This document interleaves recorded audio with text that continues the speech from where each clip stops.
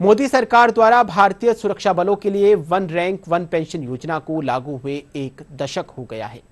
इस योजना के लागू होने से लाखों सैन्यकर्मी और उनके परिवार लाभान्वित हुए हैं। प्रस्तुत है ये रिपोर्ट।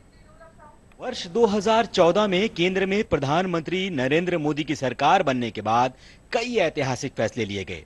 दशकों से लंबित भारतीय सशस्त्र बलों की मांग वन रैंक वन पेंशन को मोदी सरकार ने प्राथमिकता के आधार पर क्रियान्वयन किया, जिससे करीब 25 लाख से अधिक सेवानिवृत्त कर्मियों को और उनके परिवारों को लाभ हुआ।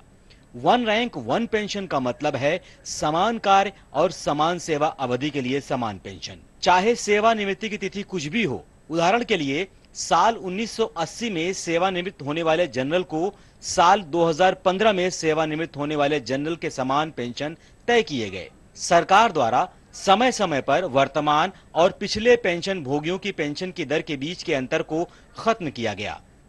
2014 से 2023 तक यानी इस योजना के शुरू होने के बाद से इस योजना पर 1.25 लाख करोड़ रुपए खर्च किए जा चुके हैं। पूर्व पेंशन भोगियों की पेंशन कैलेंडर वर्ष 2013 के सेवानिवृत्तों की पेंशन के आधार पर पुनः निर्धारित की गई। यह 1 जुलाई 2014 से प्रभावी हुआ।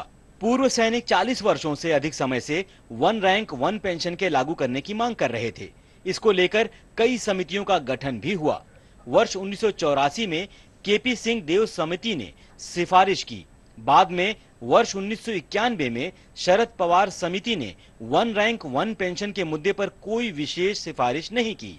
वर्ष 2003 में रक्षा मंत्री समिति रिपोर्ट ने वन रैंक वन पेंशन को अंतर मंत्रालयी समिति के विचारार्थ छोड़ दिया।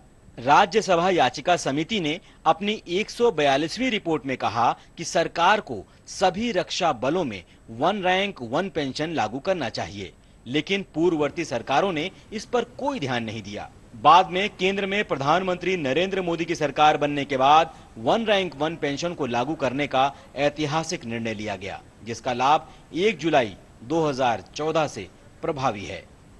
ब्यूरो